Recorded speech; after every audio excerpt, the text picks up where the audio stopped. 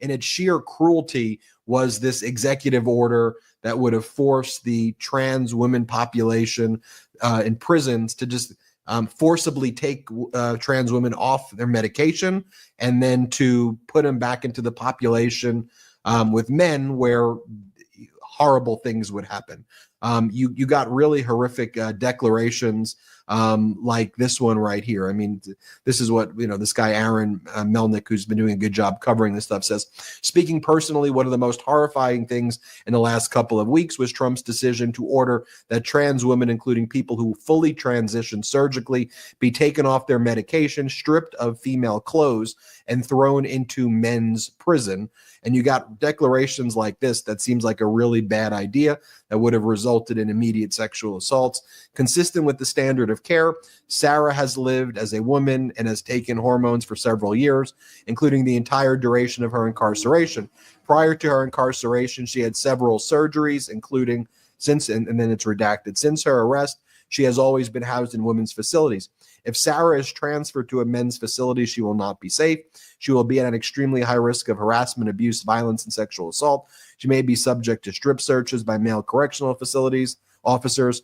She may be forced to shower in full view of men who are incarcerated, and her breasts and female genitalia will be exposed and vulnerable to sexual harassment, assault, and rape. The federal judge temporarily blocked that under the cruel and unusual punishment amendment of the United States Constitution. So people are fighting back. People are taking to the streets as well. We talked earlier in the episode about various protests, the 50-51 protests that we're seeing across the country over this past week. I think those will continue to grow in size. As corporate media refuses to report on those, make sure you stay here on the Midas Touch Network, because we're going to do that type of reporting. I want to share this with you as well. Democratic Congress member Jim McGovern, other Democrats are fighting back. This is Democratic Congressmember McGovern speaking from the floor of the House of Representatives, how people voted for lower egg prices, not for a Middle East Mar-a-Lago. Here, let's play this clip. I mean, my Republican friends like to talk about America first. Again, I mean, look at the front page of the New York Times today. Trump proposing takeover of Gaza as U.S. territory. I got to tell you, people voted for lower egg prices, not for a Middle East Mar-a-Lago.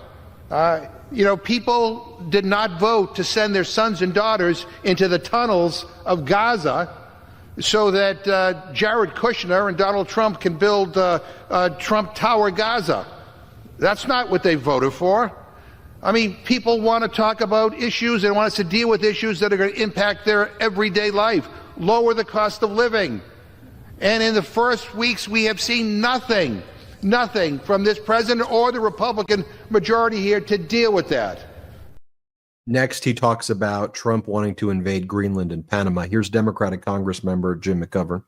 And look, the agenda we're talking about, I mean, I'm looking at the New York Times here. Trump proposing takeover of Gaza as U.S. territory. I mean, do your constituents want to have their sons or daughters sent to Gaza to be in the middle of that violence? This is the guy who also now wants to invade Greenland. He wants to take over Panama. He wants to annex Canada. He wants to now occupy Gaza. I mean, we have 42 million people in this country who are hungry. Whatever happened to America first? Whatever happened to helping people in this country? Whatever happened to lowering prices? And instead we get this. This is like a warmonger here. I mean, come on. Powerful words there by, not like a warmonger, is a warmonger. But I like that. I mean, Congressmember McGovern's been great.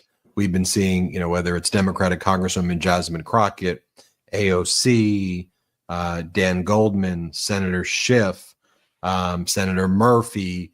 If I keep listing, I'll leave out names. You get the Democrats are fighting back, and we're seeing, some even new Democrats emerge who are leading this fight. And, I like Democrats going in front of the Treasury Department building, going in front of the USAID building. Those visuals are important. It's important to be there, but it's important to visually connect what's happening to we the people so we can see. Brett. I think it's important as well that we reflect on the weakness that Donald Trump is showing with all these moves and how he continuously now he tries these big swings and ends up getting swatted down, whether it's by other foreign leaders or whether it's by the judiciary system. And Ben, we use the phrase here that Ben came up with, a weapon of mass distraction. And, Ezra Klein kind of took that through line, I think, and expanded on it a bit as well. In a great op-ed that I read where he basically said, don't believe Trump. Like, he's going to try to throw all this crap, see what sticks. He's going to try to act. He wants everybody to think he's this super powerful king that nobody could say no to. But guess what we're seeing time and time again? People are saying no to him. The courts are shutting him down. His team is a complete and utter mess. They're making all these mistakes. They're kind of a disaster behind the scenes. They can't really do anything right. And as they struggle, you see the people rising up. You see the people taking the streets. You see Donald Trump's approval rating falling dramatically. You see Elon Musk, who I think it's weird for just a random public figure to have an approval rating, but I guess some people do. But you see Elon Musk's approval rating plummet. Like, I'm talking plummet, where most Americans, I think only 30-something% of Americans approve of what Elon Musk is doing right now. One of the fascinating things that I saw as well is there's a new poll out amongst Republicans who before the election said like 60% or something like that said they were excited about Elon Musk having a very intimate job in the Trump administration. Now that's down among Republicans to something like 26% with this new poll. So you're seeing things change. You're seeing perceptions change. So we have to remember that in spite of all the craziness out there, to not fall for all of Donald Trump's antics and to understand that he is not infallible, that we have the strength and we have the energy. And whether the corporate media wants to show it or not, we're going to show these images. We're going to show the protests. We're going to show the opposition to Donald Trump, the pro-democracy resistance that is taking shape in all forms right now. And we are never going to give up with this. And I know you aren't either. We got to break through the noise. We got to continue to fight. And I know that you all are going to do this. Oh, you know what I also want to do, if it's okay, just 2 seconds.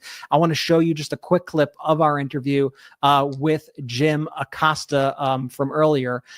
This is, you can see the full thing on the Midas Plus Substack. We had a great chat with him, spoke to him for like 35 minutes this morning. He's such a legend, and he is one of the voices out there that is standing strong, that is fighting back, that is not taking the crap, that is not laying down. He's defending our democracy, and he had some thoughts about Donald Trump constantly backing down. I'll play it for you.